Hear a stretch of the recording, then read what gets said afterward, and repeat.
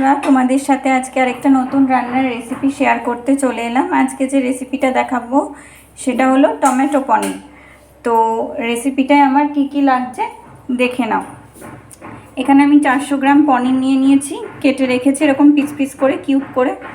এখানে টমেটোটাকে সিদ্ধ করে নিয়ে পেস্ট করে নিয়েছি আমি। এখানে ফোড়নের জন্য দারচিনি, লবঙ্গ আর এলাচ আর শুকনো লঙ্কা ব্যবহার করব। কাঁচা লঙ্কাটা আমার লাগবে কিন্তু ফোড়নে না, পরে ইউজ হবে। এইটার মধ্যে আছে ধনে গুঁড়ো, জিরে গুঁড়ো আর হাফ চামচ মতো গরম মশলা। এখানে রয়েছে লঙ্কার গুঁড়ো, এখানে রয়েছে হলুদ গুঁড়ো, এখানে কাসৌরি মেথি, নুন, চিনি আর ঘি। তো চলো আমি রান্নাটা শুরু করছি, তোমরা দেখতে থাকো। কড়াইটা গরম হয়ে গেছে, এবার আমি সর্ষের তেলটা দিয়ে দেব। তেলটা গরম হয়ে গেছে, এবার আমি পনিরটা হালকা ফ্রাই করে নেব। পনিরটাকে হালকা ভেজে নিয়ে ফিরে আসছি। পনিরটা ভাজা হয়ে গেছে, সামান্য পরিমাণে একটু জল দিয়ে নেব। এবার একে একে মশলাগুলো দিয়ে দেব। ধনে, জিরে আর গরম মশলা গুঁড়োটা রেখেছিলাম সেটা দিয়ে দিলাম। এবার হলুদ গুঁড়োটা দিয়ে দিলাম। এবার স্বাদ অনুযায়ী লঙ্কা গুঁড়ো দিয়ে দেব। আপনারা যে যেরকম ঝাল খান সেই অনুযায়ী দেবেন। এবার স্বাদ অনুযায়ী লবণ দিয়ে দেব, দিয়ে ভালো করে মিশিয়ে নেব। মশলাটা কষানো হয়ে গেছে ভালো করে, এবার সিদ্ধ করে রাখা টমেটো পিউরিটা আমি দিয়ে দেব।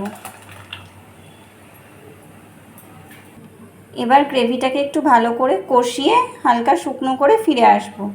এবার আমি ভেজে রাখা পনিরগুলো দিয়ে দেব।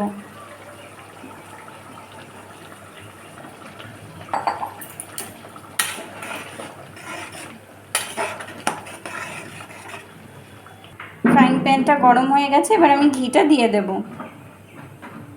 পনিরটা আমার এখানে রাখা আছে, তো এখনও কমপ্লিট হয়নি। এখানে আমি ফোড়নটা ভেজে নেব। ফ্রাইং প্যানটা গরম করে নিয়েছি, ঘিটাও দিয়ে দিলাম। এবার আমি একে একে দারচিনি, লবঙ্গ, এলাচ আর শুকনো লঙ্কাটা দিয়ে দিলাম। ফোড়নটা রেডি হয়ে গেছে, এবার আমি এই পনিরের তরকারির মধ্যে ফোড়নটা দিয়ে দেব।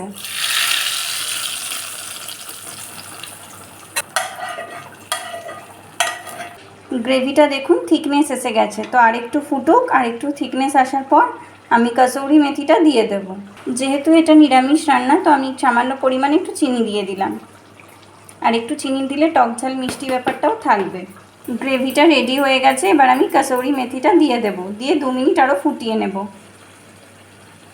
দিয়ে সার্ভ করে নিয়ে ফিরে আসছি। টমেটো পনিরের রেসিপিটা তৈরি হয়ে গেছে। দেখুন রঙটা কি সুন্দর হয়েছে। এই রেসিপিটা আপনারাও ট্রাই করবেন, অবশ্যই খুব ভালো লাগবে আপনাদেরও, আশা করছি। তো দেখা হচ্ছে নেক্সট ভিডিওতে। আপনারাও ভালো থাকবেন, সুস্থ থাকবেন আর আমাকে ভালোবাসবেন, সাপোর্ট করবেন, পাশে থাকবেন। তো চলুন ভিডিওটা এখানেই শেষ করছি।